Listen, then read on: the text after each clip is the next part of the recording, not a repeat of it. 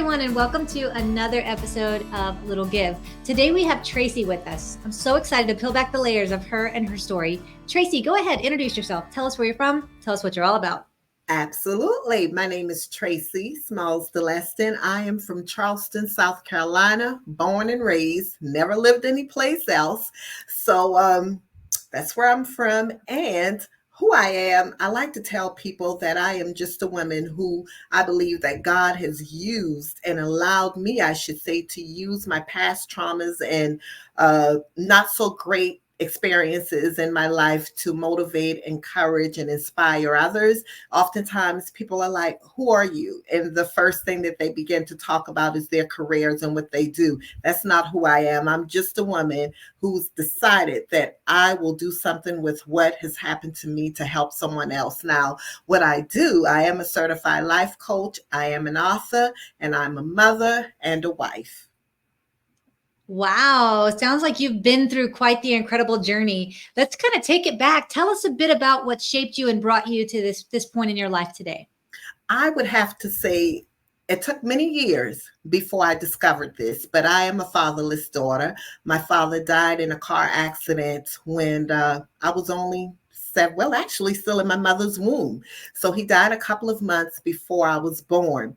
My mother raised me, as a single mother until I was about maybe 2 years old. And then she got married, but still it was a little something missing because my mother worked for so many years at night. I hardly ever saw her. My stepdad at that time, he was hardly ever around. So I found myself kind of learning life all by myself, all on my own, through a whole lot of ups and downs, getting involved with not so great relationships, all because finally realizing I was seeking love and admiration from outside sources versus inwardly. So it took me many years to discover who I really am and what I'm purposed to do. Wow, isn't that the best feeling though? Once you discover, like, wait a second, the power's within me and it's been here all along. It is Absolutely. the coolest feeling, in my opinion, because I myself was the same way for many years. I was always seeking external validation and trying to figure out how I fit into this world, and only to realize, like, wait a second, I'm the leader I've been looking for my whole life. I'm right here. I've been here the whole time. That's Tell right. us a little bit about how you felt when you discovered that the power was within you all along.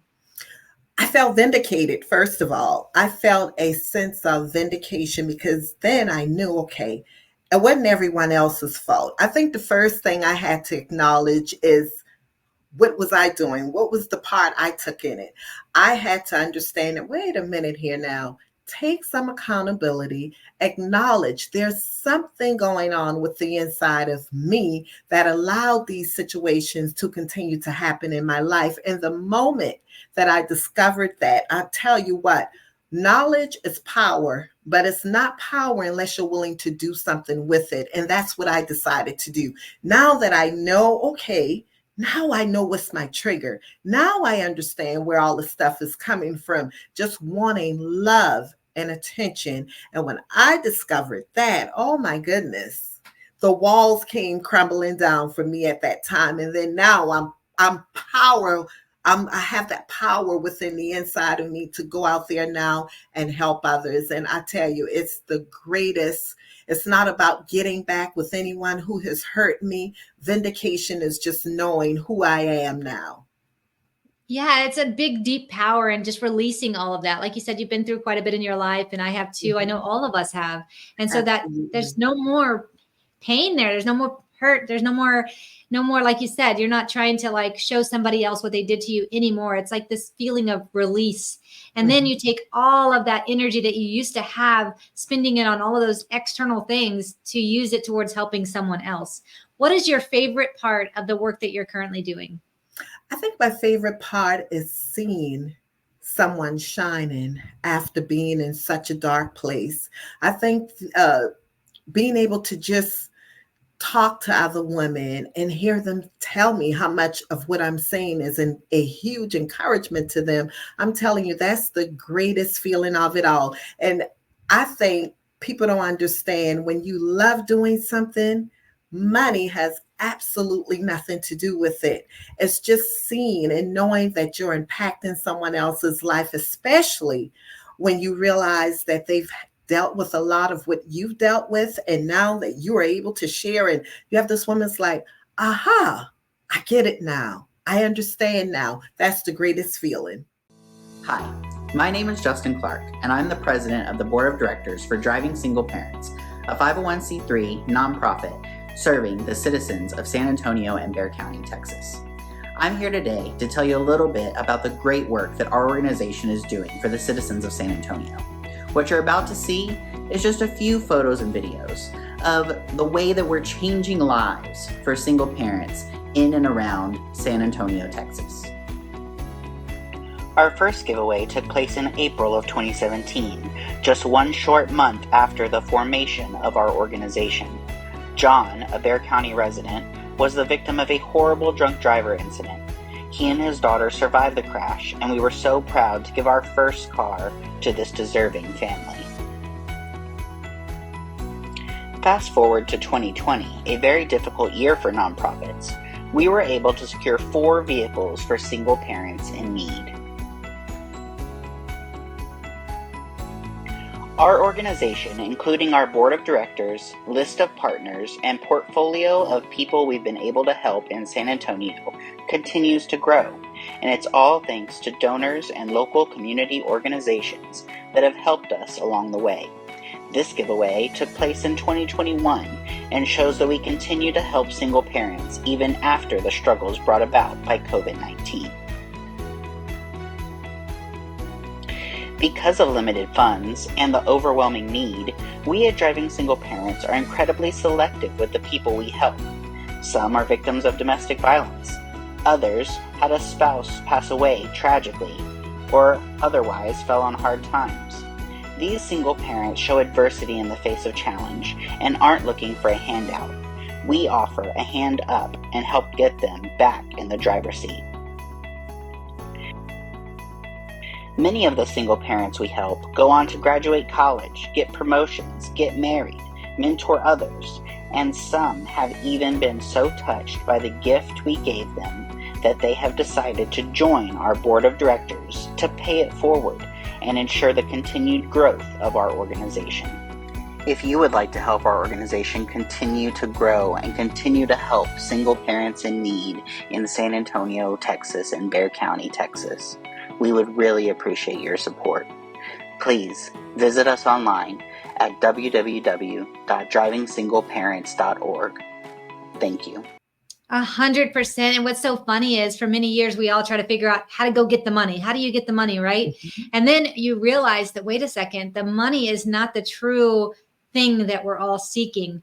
Money's like a byproduct. Once you find that true passion, that excitement and everything, that is worth more than every dollar that's on this planet, is that feeling you get inside of like, wow, I am making an impact in this world. And that's kind of what you've experienced as well, right? Yes, absolutely. And I enjoy it. I truly, truly do enjoy it. It gives me the opportunity to not only reach out to other women, but I have daughters. You know, my daughter's 27, the other's 26, actually 28 and 26. And to be able to share with them and tell them, okay, this is what you don't want to do. Just look at what I've been through. Learn from my experiences so that you would never have to go through it. And it's not that life will not happen, because it does happen to all of us. But I tell you what, when you have the tools, the proper tools to utilize, it's just like repairing a car.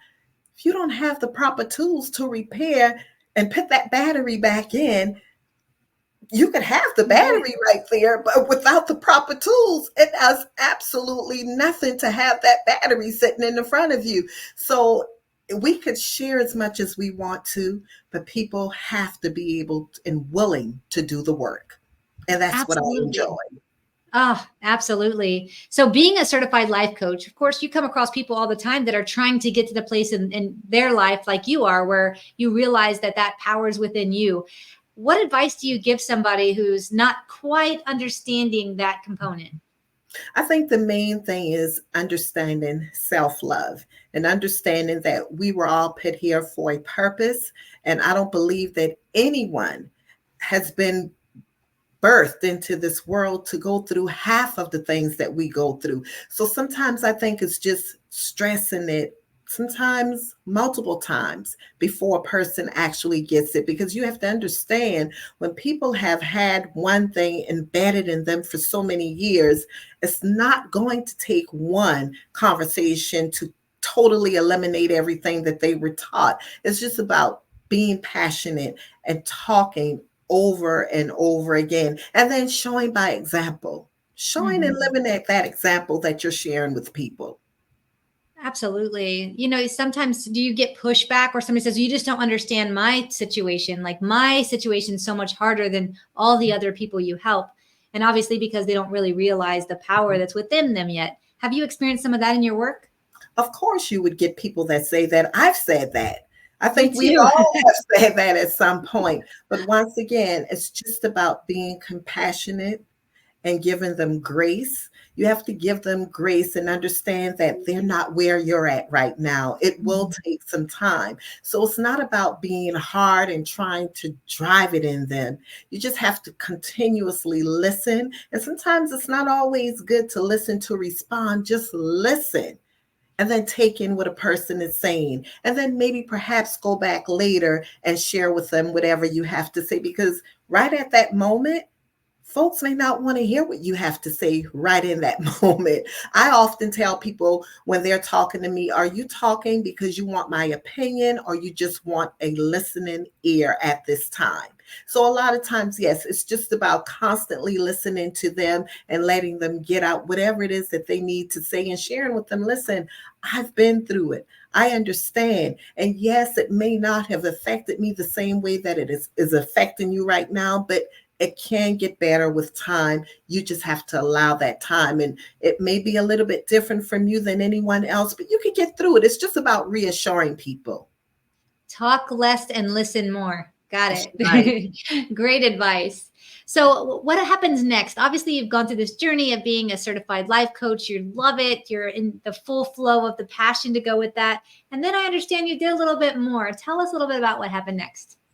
Well, I'm an author, and the things that I've went through. I have a book that I've written back in 2013. I don't think I mentioned it before, but it's Overcoming Destructive Relationships, that is on Amazon. And in that book, I share from that's my story, being a child, a fatherless daughter, looking and seeking love and admiration in all the many different places. So I talk about that, and it's just to share and encourage with women. Okay, then, well, wait a minute now.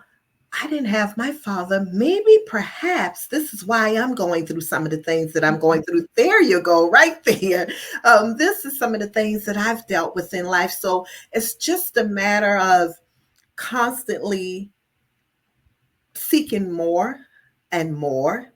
Um, Being an author, working in the schools with the children. I'm also a substitute teacher as well. So I do a little bit of everything to help with people because trust me and believe it, the very first chapter in my book is, let's face it, children have problems too. And you'd be amazed of some of the things that a 5-year-old is having to contend with when we're thinking, oh, that's just a child. Let them be a child. But no, it's so much more and so much deeper than that. So I diddle and daddle into a little bit of everything. Anything that I could do to help someone, I'm there because I was that little girl who did not have a voice. But now that I do, I am willing to use it not only for adults, but the children as well. That's why I'm here. I totally believe that 100%.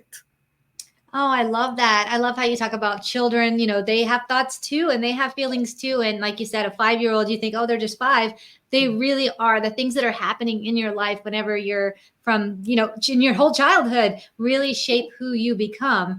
And I most recently learned this about myself through my money story. Someone suggested you write your money story. And when I did that, I realized why I have my hands in so many pots. I'm doing all of these things all the time. And I like, okay, I'm a creative. That's why I do all of these things. But I've actually most recently realized that because I grew up super poor and we didn't know really what was going to happen next or how we're going to eat or have electricity, all these things, that I always had to have a backup. Even though I was just a tiny little child, I would always be thinking the next thing, like, how can I get food next week? Summer's coming up. How can I make sure I have food to eat this summer? Okay, a holiday's coming up. How can I make sure? How am I going to get clothes? How am I going to wash my clothes? All of these things, even though I was just a child. So for me, having all the different things I do is because I always have a backup to the backup to the backup to the backup, which is so fun for me in my creative thoughts. But it's neat to realize what shapes you. And oftentimes it is what's happened to you in childhood. So I'm so grateful that in your work, you're recognizing that. Yes, absolutely. Absolutely. I think sometimes in a lot of communities, people have the tendency of just saying, just let them be children. How could we allow them to be children when we're not asking them what's going on with them? Let them express themselves so that they can be a child once they've gotten all of that clutter out of their minds.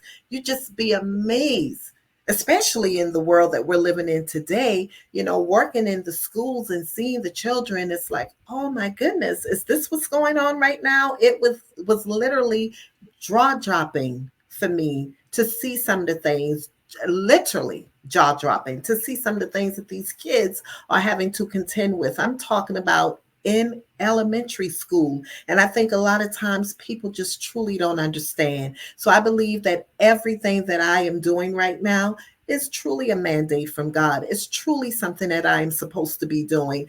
I was that child in school that had many of problems, low self-esteem. I didn't love myself. I knew for sure that I didn't look like the other kids. We wore hand-me-downs. It was what it was. That's all my parents could afford sometimes back then, especially with my dad passing. So when you think about those things and recognizing and realizing that, yes, these kids see, they hear a lot. So it's time for everyone to get on board, stop judging them, and start asking questions and having a conversation with these kids.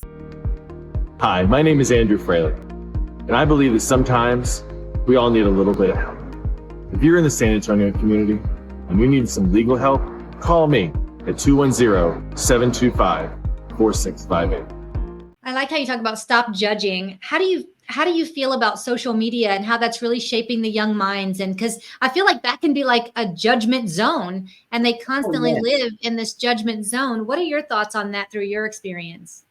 Oh, social media is, it could be great for many reasons, many things, but it could also be a nest full of bullies.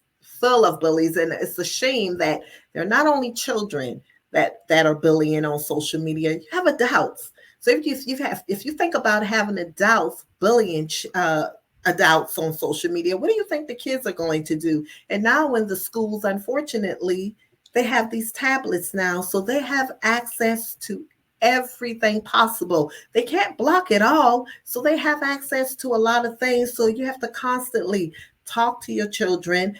As a matter of fact, you have to monitor a lot of what they're doing. We didn't have social media when I was young, but now there's just so many things that these kids could get into right now. In fact, a brief story, I have a family member who got out onto social media, and the wrong person got a hold of her, and the things that he was attempting to have her to do was just gut-wrenching. I mean, it's really bad. So you can't just assume that because these kids are on a tablet, and sometimes parents like to shush them away, put them on the tablets while they're cooking or while they're on the telephones. You have to pay attention, because what you're not paying attention to and what you're not teaching your children, I can assure you someone else out there is willing to do it. And they like that attention.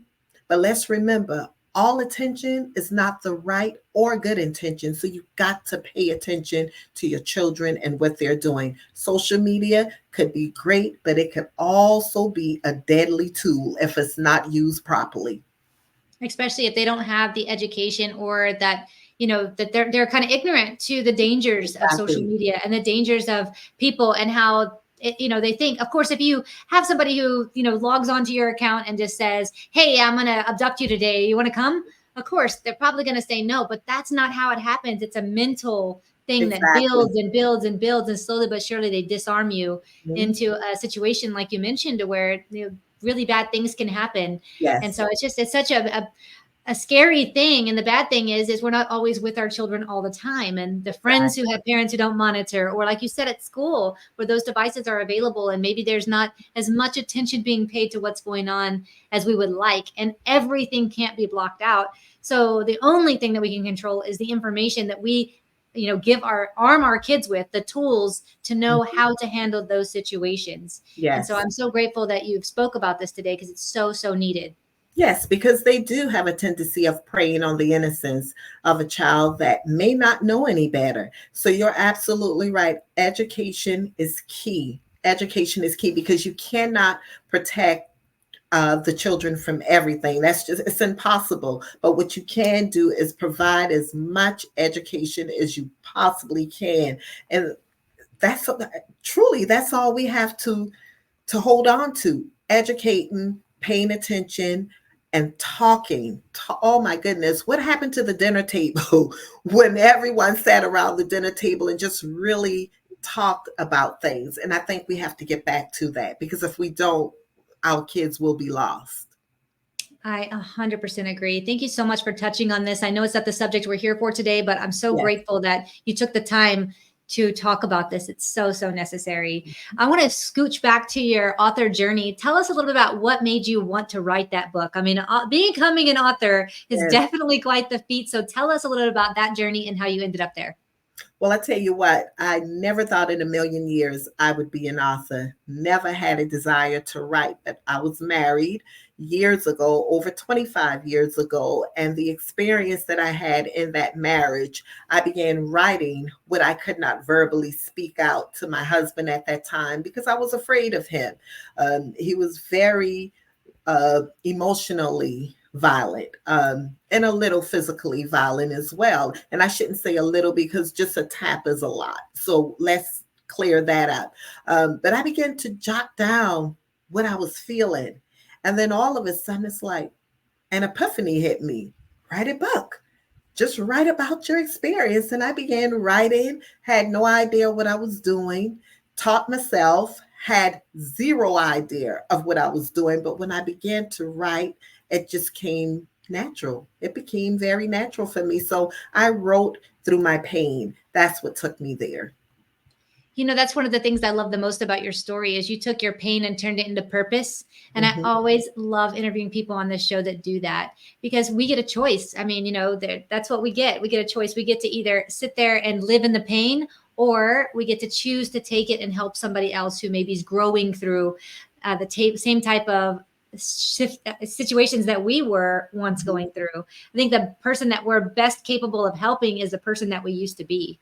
And so that's so neat that you took your own personal journey and turned it into something that can help others. How did you end up coming up with the title of the book? Overcoming destructive relationships, because I overcame it. It was It was a very toxic time in my life. It was a time when I had attempted to commit suicide. It was very difficult for me, but I overcame it. That's where that title came from. And a little piece of it is from the church that I was attending at that time. The church was actually World Overcomers Ministry. So I'm like, okay, I'm a part of this church, World Overcomers. I'm overcoming this relationship, this marriage. So, hey, that's perfect. And when you look at the background on this book right here, Overcoming Destructive Relationships, everything in the background is chaotic. But I'm sitting there with poise to let people know it doesn't matter how much chaos you've had in your life, you could overcome it. You just have to make a decision. It's all about making a decision and knowing that you deserve it. That's the main thing, making that decision and not being willing to accept anything else. Definitely. And so, of course, we tell people those words. Since you've been in that type situation, would you mind sharing with the audience some tips on how they can actually take charge of that? Well, number one is setting boundaries. Set boundaries that you do not allow anyone to cross. Choose you first. Sometimes, we think of being selfish as a bad word, but sometimes it's important to be selfish enough to fall in love with yourself, not to the point to where you're hurting others, because you can't be happy at the expense of someone else's feelings. But you could certainly fall in love with yourself enough to say, wait a minute, this is unacceptable. When we fall in, ladies, we know how it is. When we fall in love with men, we go all out for them.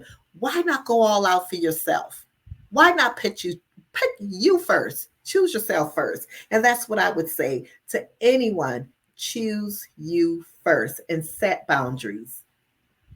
Wow, you are quite the powerhouse. Thank you for sharing that with us, because those are just, practical tips that people can use and just straightforward. I love that. Yeah. Oftentimes we say, love yourself, take control, make a decision. We say these things, and I think sometimes somebody needs just a little bit more of an actionable step to actually get to that.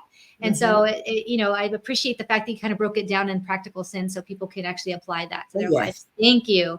So tell us what's next for you. You've done this past book and you've done another one. Tell us what's next for you.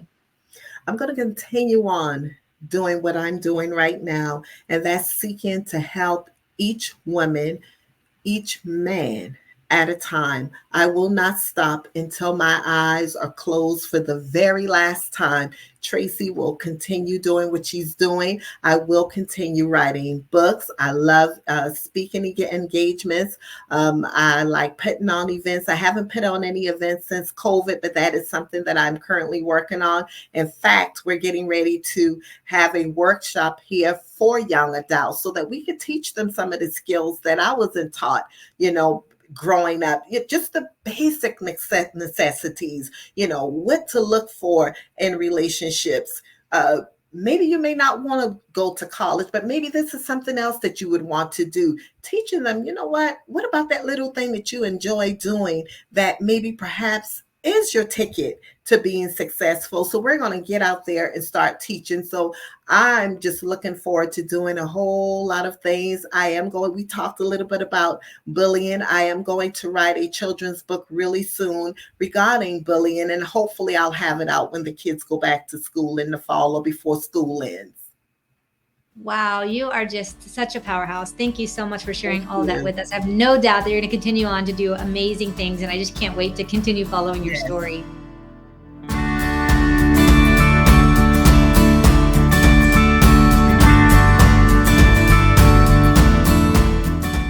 I'm going to switch off to the two questions I ask all of my guests. The first one is, can you give the audience an example of a little thing that they can do in their community that might just be, a little give on their end, but might make a big impact on the other side?